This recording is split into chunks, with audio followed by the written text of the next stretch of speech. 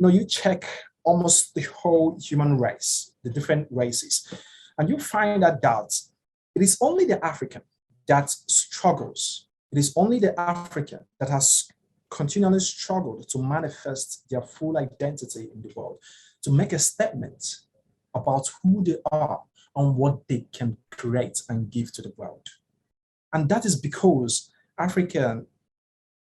we as Africans, we've suffered a very terrible history, a very terrible history growing up and getting to the points that we are today.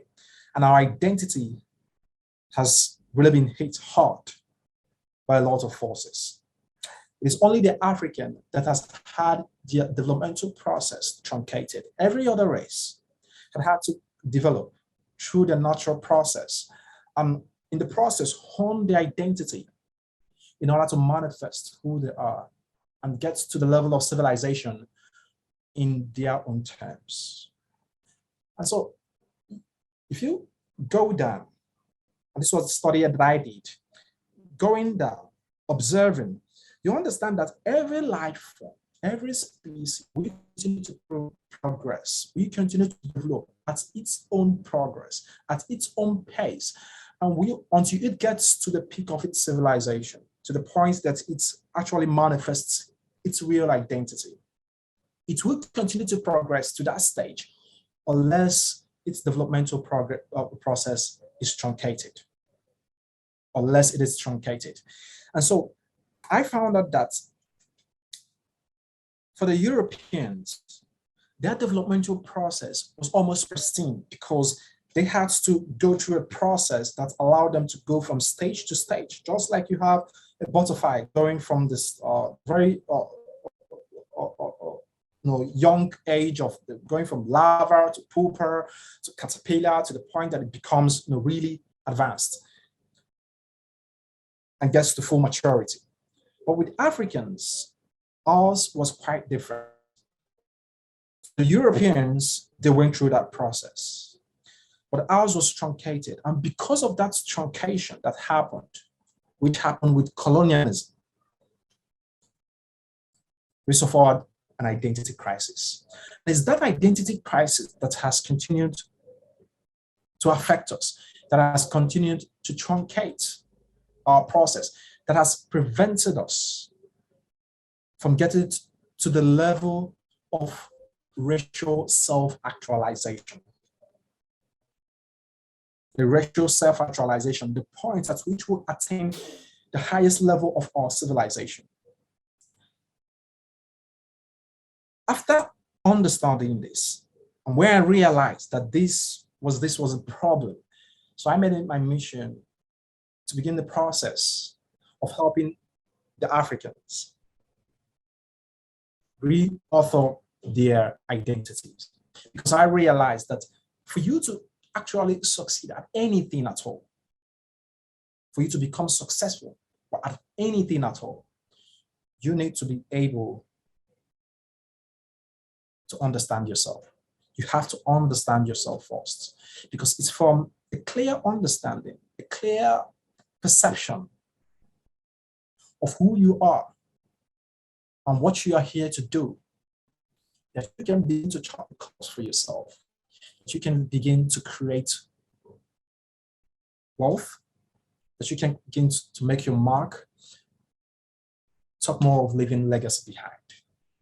So I made it, and I found out that at the very core level of the problems that we have as Africans, that at its core was the question of identity, which affected us, an identity crisis, which has continued to affect us.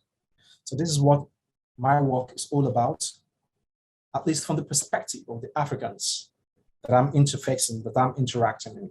So my work as a coach is actually focused on helping people achieve their human needs by first of all addressing the basic issues of life.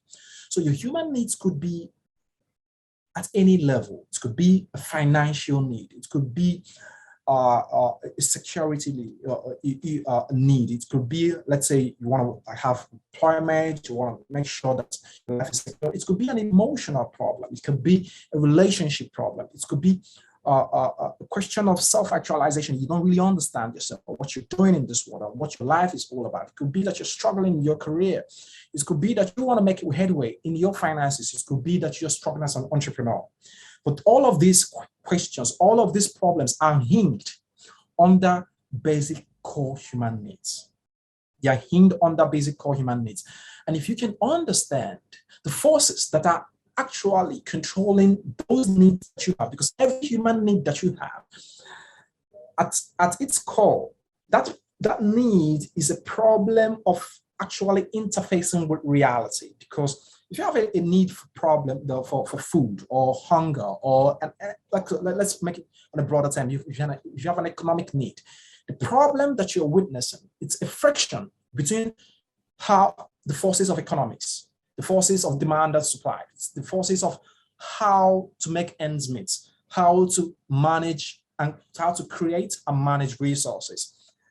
So it causes a friction for you. So that need is as a result of the friction of how the world works in that aspect of life. For I realized that in the course of my study, and in the course of my work and the interactions I've had with a lot of people, that for you to actually solve any friction that you're facing with your interaction with the world, that you have to be able to do two things. You have to be able to think clearly about the issue in question. And the clarity of thinking allows you to actually process the information that is involved, to decode the friction that you're witnessing, and to actually solve it. That's where the problem of that's where the clarity of thinking actually comes in.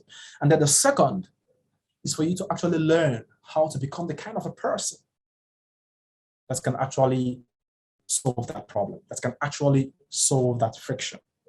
So my work is my approach of helping people to arrive at this point of authentic living through an understanding of the self, and then going forward is to be able to think clearly and to learn how to learn. And so I'm an author of 4 books. I've published 4 books, and 3 of my books actually focuses on these issues. My first book, An Exercise in Clear Thinking, addresses the question of clear thinking and how you can develop the mental frameworks that will allow you to process information accurately and fast, and pretty much fast enough for you to process information about the world. And the second, which is a book that I actually wrote for students, Infinite Learning, actually focuses on how you can learn how to learn. That is acquiring the ability to become the kind of a person that will achieve the kind of results that you want in your life. So that's what the second book focuses on, Infinite Learning. And then my third book, which I published last month, is about the journey to 1%. It's about developing the cognitive skills that will allow you to go from 0 to the top 1% of your career. And so this is actually an extension of the first 2 books, bringing it in a more practical sense, what you need to do to become who you want to be and to actualize your self-potential. Not only to just become successful at what you do, but to become the top 1% in that thing that you're doing. And I believe that if you are able to think clearly and then learn how to learn, that you will sufficiently upgrade your intelligence to the point that you can get to the level that you will become really successful at whatever you do.